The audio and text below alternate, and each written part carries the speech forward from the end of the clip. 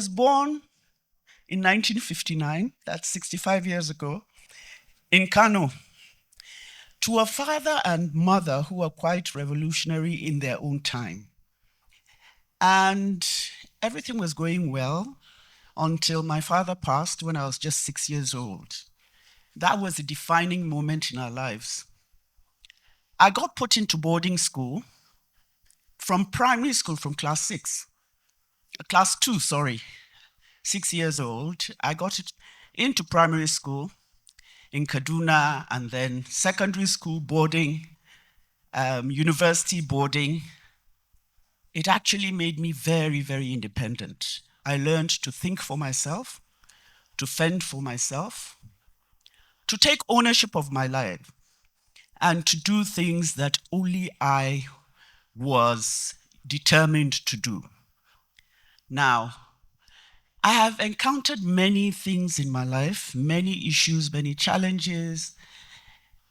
I think I'll only talk about my experience as special advisor to the president in 2015. I pioneered 4 programs: the Empower, the school feeding, the cash transfer, we're building a social register, and of course the Trader Moni. Many people should be aware of those programs for the first 4 years. And I have never seen anything like it, because I was coming from a private sector, civil society. I thought things would go smoothly. What I found was so many obstacles. It was unbelievable. First of all, trying to address poverty from government is a huge thing, because it's a structural problem. When you have, only you're at the federal level, the issues of primary health care, primary education, children, youth, they're all at state level. So you have to work with the states.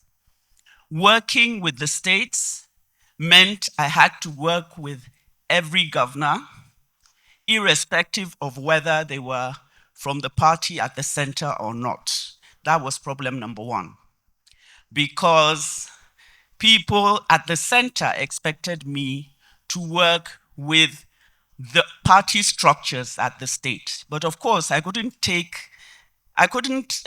to work in primary schools for school feeding.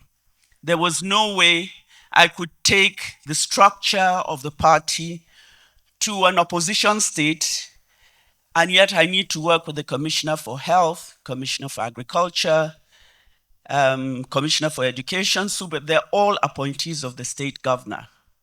So a battle started. Again, the people you seek to impact when you're addressing poverty have no voice. They're in hard-to-reach remote areas. Not only is it costly, people who have a voice are disconnected from their challenges. So communication was expensive.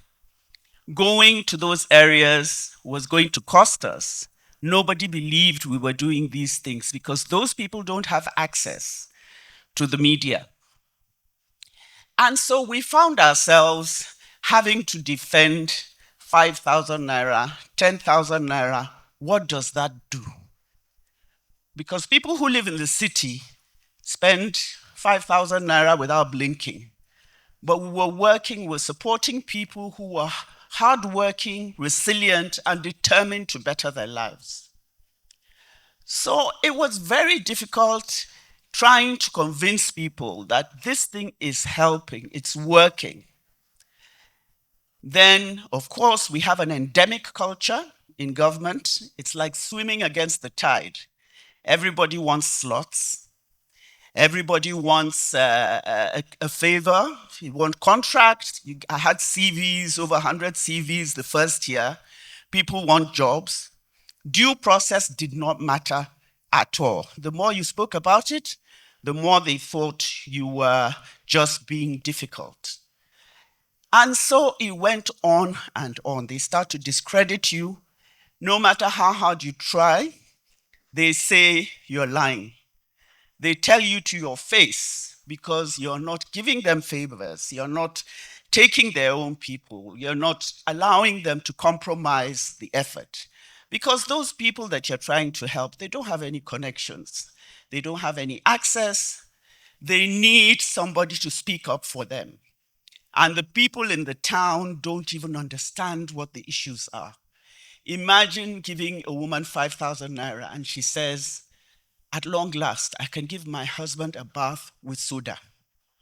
Her husband had been paralyzed for over 5 years and she couldn't afford soap. These are not things that even occur to us here. You know, at the end of our program, we had impacted on verifiable 13 million Nigerians, indirectly on 44 million Nigerians. We made sure that there was transparency, we were held accountable. Of course, people that were upset with us went to town. They accused me of corruption, so I went to court and I stood in the dock and I said, you know, you must prove to me that I know one person that was given a contract. In the end, they had to apologize and they paid my legal fees. But unless you know you yourself, you don't have skeletons in your cupboard, it's not an easy thing to do. So, to cut a long story short, we got kicked out of the program. The Ministry for Humanitarian Affairs was created. I didn't last 2 months under the new politician that was there. And, you know, the rest is history. But I still consider it successful because this thing called success, you know, is defined in different ways. Success to some means a lot of money in the bank. Some, it's a lot of gold, some, it's power. But success could also mean that you do this and you leave with a good name. It could also mean that you do this and prove that it can be done. Nigeria is not that difficult. We can actually do it if we put our mind to it. And that is what we proved. Now, the important thing to do is to have, when you're faced with an obstacle, is to ensure that you have a change of mindset. So these challenges became my teachers rather than lessons that, you know, that would make me afraid. So whenever anything happened to me, I wouldn't ask myself, why me? I would ask myself, what is this teaching me? So when somebody is nasty or somebody discredits what you're doing, you now try to find how can you address it? How can you ensure that that person understands that you're doing the right thing? You see, doing the right thing in our country sometimes can be a crime because this is where we find ourselves today. But I sincerely believe that it's so important for young people to go into government. Young people who don't have the mindset that already has been imbibed as the culture. People move from party to party recklessly or anyhow, you know, so holding your voter's card really doesn't mean much. We need a new crop of thinkers. We need people who look at the larger picture, who think Nigerian rather than my backyard or my relation or my friend. You need to build a support system. Success thrives on teamwork. You need to have mentors, you need to have friends, you need to have cheerleaders, because believe me, there are so many times that I would burst into tears and say, this is hard. But I had people behind me and in front of me who would cover me. I had so many battles that, you know, without those people, I don't think I could have survived. Then you need to celebrate victories, every small victory, one step at a time. You need to ensure that your team is encouraged because you can never do it alone. But you need to support them, you need to encourage them, you need to be there for them, you need to be kind, you need to be compassionate. You need to know that everybody is deserving. And even when somebody appears hostile, It's because they don't understand. And you need to have that at the back of your mind. You see, crushing obstacles actually transformed me.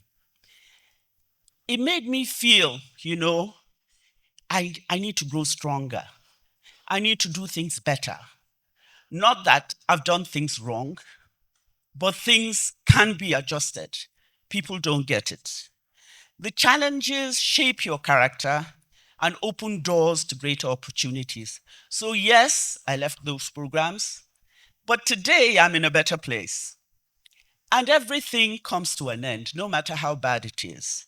So, the real win for me is when we can improve lives, when we can touch lives, we can see that people appreciate what you're doing.